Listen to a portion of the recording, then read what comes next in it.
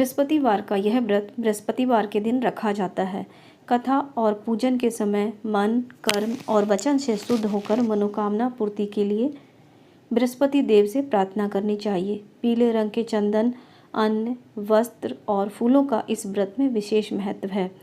बृहस्पतिवार की पौराणिक कथा इस प्रकार है। प्राचीन समय की बात है। भारतवर्ष में एक राजा राज्य करता था। वह बड़ा प्रतापी और दानी था। वह नित्य गरीबों और ब्राह्मणों की सहायता करता था।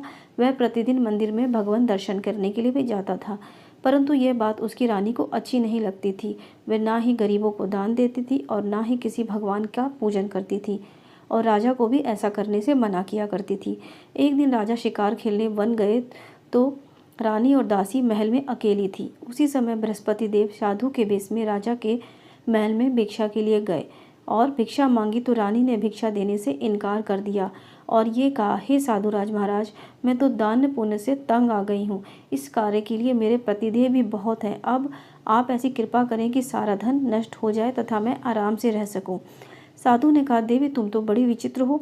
धन संतान से तो कोई दुखी नहीं होता, इसको तो सभी चाहते हैं। पापी भी पुत्र और धन की इच्छा रखता है, इसको तो सभी चाहते हैं।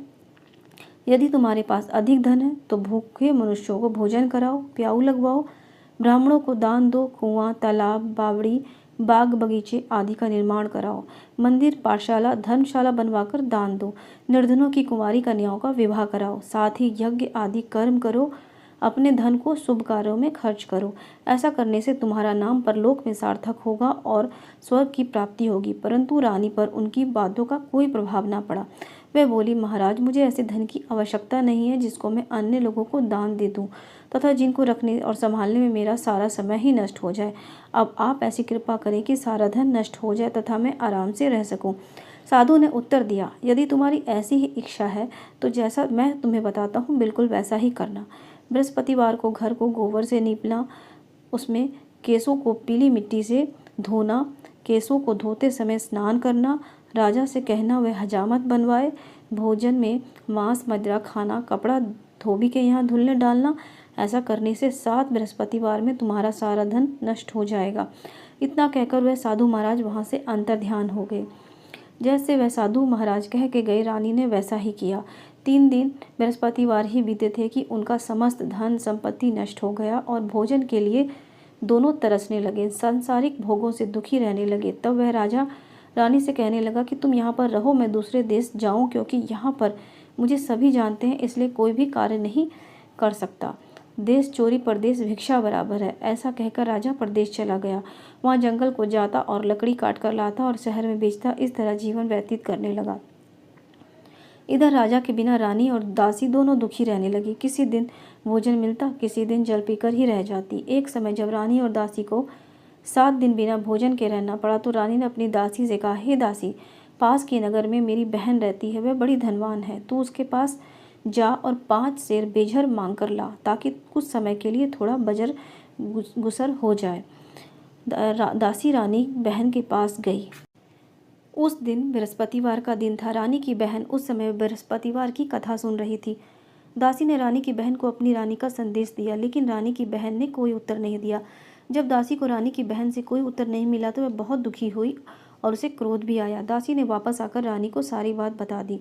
सुनकर रानी ने कहा कि दासी, इसमें उसका कोई दोष नहीं है। जब बुरे दिन आते हैं तब कोई सहारा नहीं होता और अच्छे बुरे का पता विपत्ति में ही लगता है। जो ईश्वर की इच्छा होगी वही होगा। ये सब हमारे भाग्य का ही दोष है। यह सब कहकर रानी ने अपने भाग्य को कोसा। उधर रानी की बहन ने सोचा कि मेरी बहन की दासी आई हुई थी, परंतु मैं उससे बोली नहीं, इससे उसका मन बहुत दुखी हुआ। कथा सुनकर और पूजन समाप्त कर वह बहन के घर गई और कहने लगी, हे बहन, मैं बृहस्पतिवार का व्रत कर रही थी। तुम्हारी दासी गई थी, परंतु जब कथा होती है तब हम ना उठते हैं ना बोलते हैं, इसलिए मैं नहीं बोली। कहो दासी क्यों आई थी? रानी बोली, बहन, हमारे घर अनाज नहीं था। ऐसा कहते कहते रानी की आंखें भर आई। उसने दासी समेत 7 दिन तक भूखा रहने की बात भी अपनी बहन को बता दी। इसलिए मैंने दासी को तुम्हारे पास 5 सेर बेझर के लिए भेजा था। रानी की बहन बोली, देखो बहन, बृहस्पति देव सबकी मनोकामना पूर्ण करते हैं। देखो, शायद तुम्हारे घर में ही अनाज रखा हो। पहले तो रानी को विश्वास नहीं हुआ, परंतु बहन के आग्रह करने पर उसने दासी को अंदर भेजा। दासी घर के अंदर गई तो उसने वहां देखा कि एक बेझर से भरा हुआ घड़ा पड़ा है। उसे बड़ी हैरानी हुई क्योंकि उससे पहले एक एक बर्तन देख लिया था। उसके बाहर आकर रानी को बताया। दासी रानी से कहने लगी, हे रानी, जब हमको भोजन नहीं मिलता तो हम व्रत ही तो करते हैं, इसलिए क्यों ना इससे हम व्रत और कथा की विधि पूछ ली जाए, हम भी व्रत किया करेंगे। दासी के कहने पर रानी अपनी बहन से बृहस्पतिवार के बारे में पूछा। उसकी बहन ने बताया, बृहस्पतिवार के दिन चने की दाल, गुड़ और मुनक्का से विष्णु भगवान का केले की जड़ में पूजन करें, दीपक जलाएं, कथा सुने। उस दिन एक ही समय भोजन करें। भोजन पीले खाद्य पदार्थ का ही करें, इससे गुरु भगवान प्रसन्न होते हैं, अन्न पुत्र धन देते हैं, मनोकामना पूर्ण करते हैं। व्रत और भोजन की विधि बतलाकर रानी की बहन अपने घर लौट आई।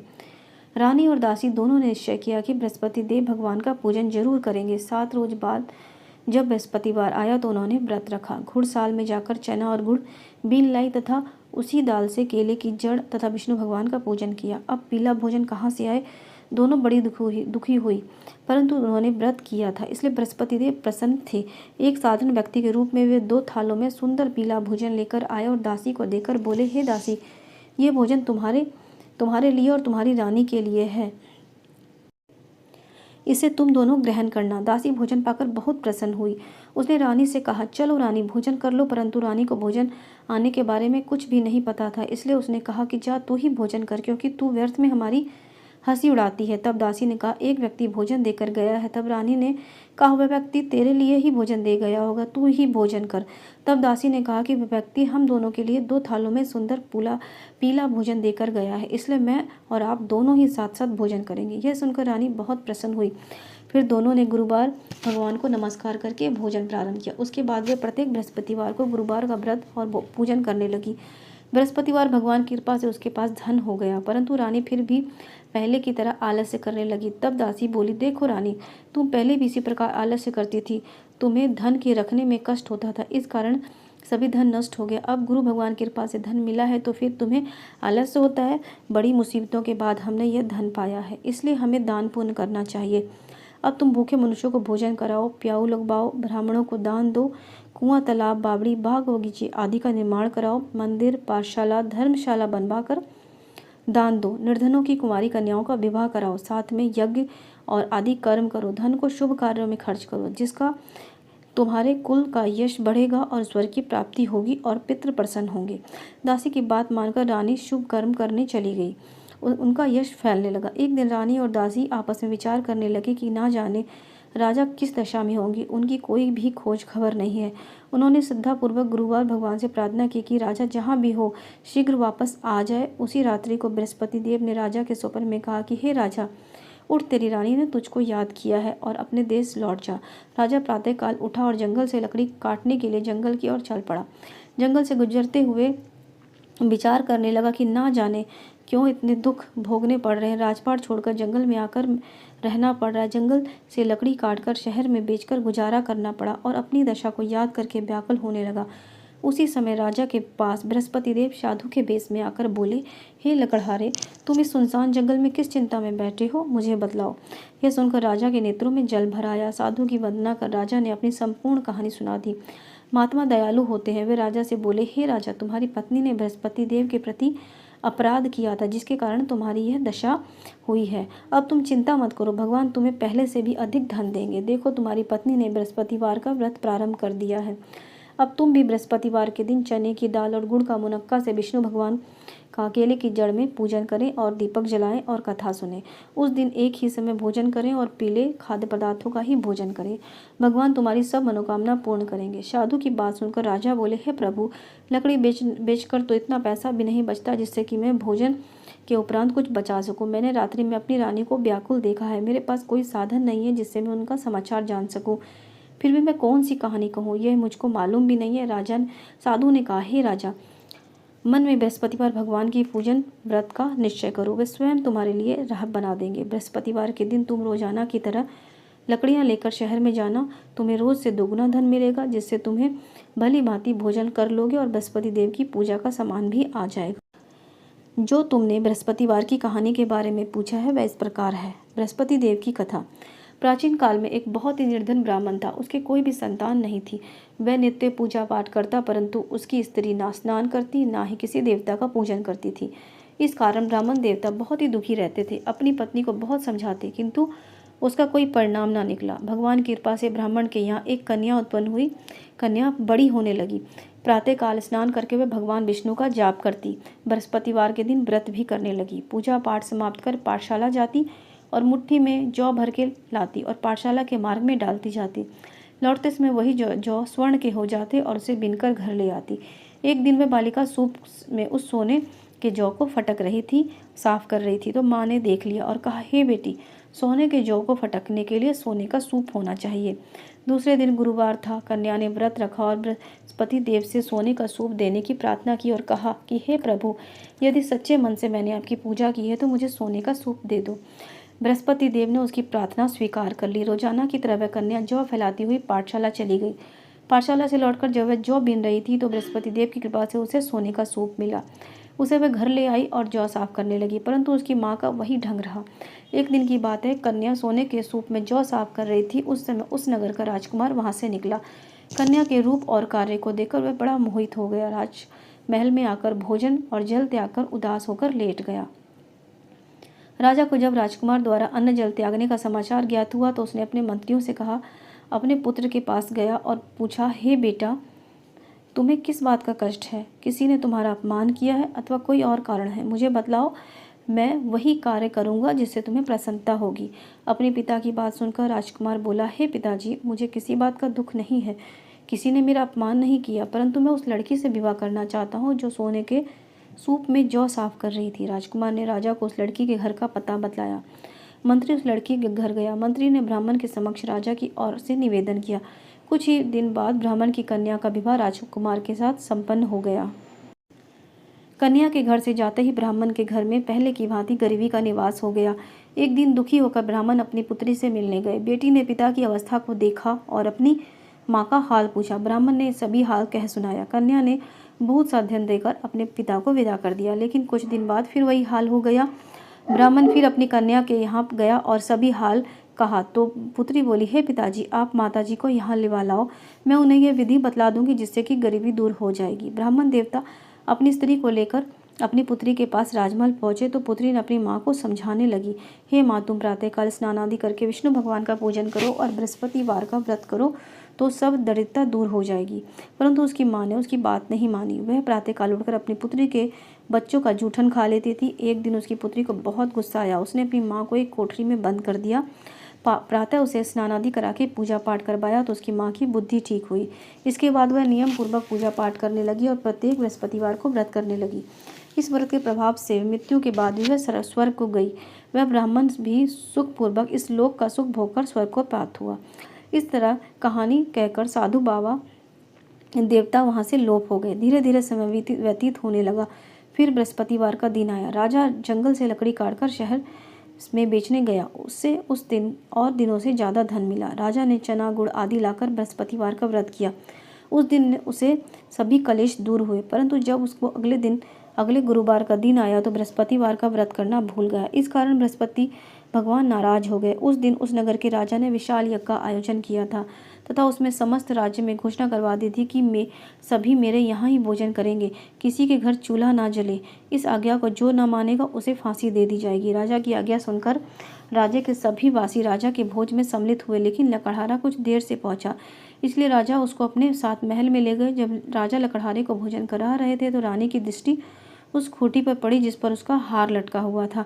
उसे हार खूंटी पर लटका नहीं दिखाई दिया। रानी को निश्चय हो गया कि मेरा हार इस लकड़हारे ने ही चुरा लिया है। उस समय सैनिक बुलवाकर उसको जेल में डलवा दिया। लकड़हारा जेल में विचार करने लगा कि ना जाने कौन से पूर्व जन्म के कर्म ने मुझे दुख प्राप्त हुआ है, और जंगल में मिले साधु को याद करने लगा। तत्काल बृहस्पति देव साधु के रूप में प्रकट हो गए और कहने लगे, अरे मूर्ख, तूने बृहस्पति देवता की कथा नहीं कही, उसी कारण तुझे यह दुख प्राप्त हुआ है। अब चिंता मत कर, बृहस्पतिवार के दिन जेल खाने के दरवाजे पर तुझे 4 पैसे पड़े मिलेंगे। उससे तू बृहस्पतिवार की पूजा करना, तेरे सभी कष्ट दूर हो जाएंगे। अगले बृहस्पतिवार उसे जेल के द्वार पर 4 पैसे मिले। राजा ने पूजा का सामान मंगवाकर कथा कही और प्रसाद बांटा। उसी रात्रि में बृहस्पति देव ने उस नगर के राजा को स्वप्न में कहा, हे राजा, तुमने जिसे जेल में बंद किया उसे कल छोड़ देना। वह निर्दोष है, वह एक राजा है। रानी का हार उस खूंटी पर लटका हुआ है। अगर तू ऐसा नहीं करेगा तो मैं तेरे राज्य को नष्ट कर दूंगा। राजा प्रातःकाल उठा और खूंटी पर टंगा हुआ हार देकर लकड़हारे को बुलाकर क्षमा मांगी और राजा के योग्य सुंदर वस्त्र आभूषण भेंट कर उसे विदा कर दिया। गुरुदेव की आज्ञा राजा ने अपने नगर को चला गया। राजा जब नगर के निकट पहुंचा तो उसे बड़ा आश्चर्य हुआ। नगर में पहले से भी अधिक बाग, तालाब और कुएं, बहुत सी धर्मशालाएं और मंदिर आदि बने हुए थे। राजा ने पूछा कि यह किसके बाग और धर्मशाला और मंदिर हैं? तब नगर के लोग कहने लगे, यह सब रानी और दासी द्वारा बनवाए गए हैं। राजा को आश्चर्य हुआ और गुस्सा भी आया।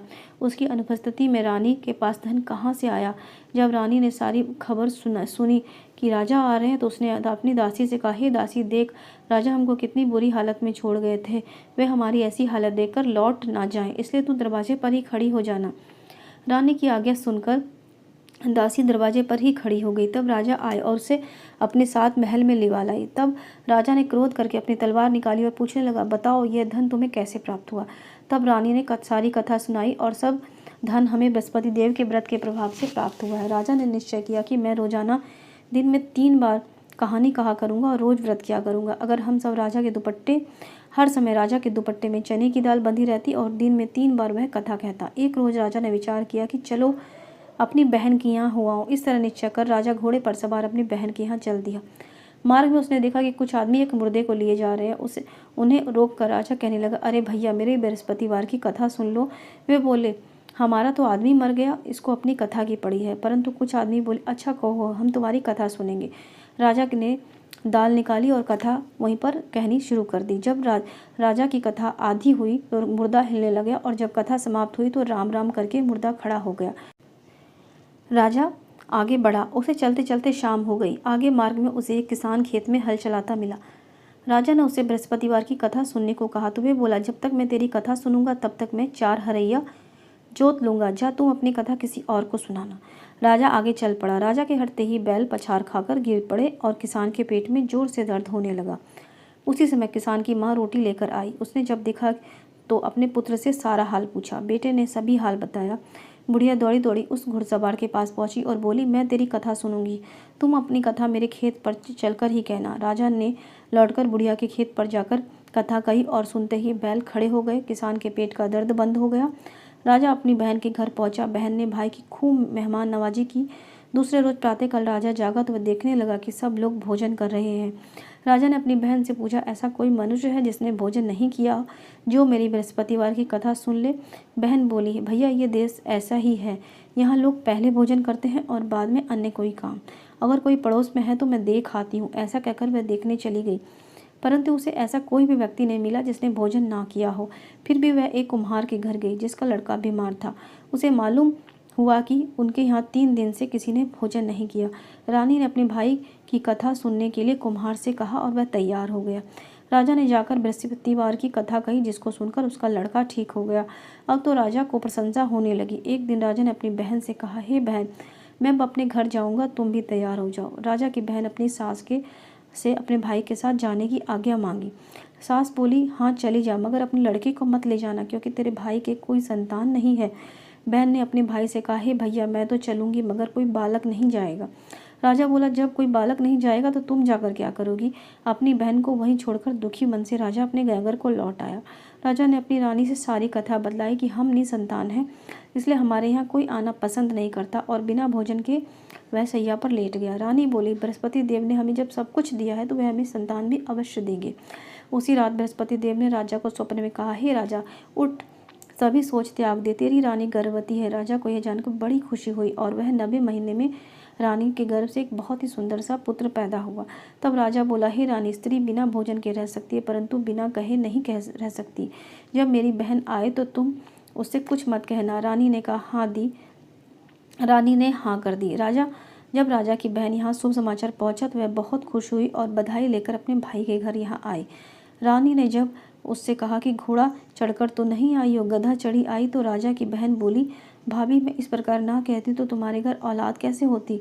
बृहस्पति देव सभी मनोकामनाएं पूर्ण करते हैं। जो सद्भावना पूर्वक बृहस्पतिवार का व्रत करता है एवं कथा पढ़ता है और सुनता है, दूसरों को सुनाता है, बृहस्पति देव उसकी सभी मनोकामनाएं पूर्ण करते हैं, उसकी सदैव रक्षा करते हैं। जैसे सच्ची भावना से रानी और राजा ने बृहस्पति देव की कथा का गुणगान किया, उनकी सभी इच्छाएं बृहस्पति देव जी ने पूर्ण की।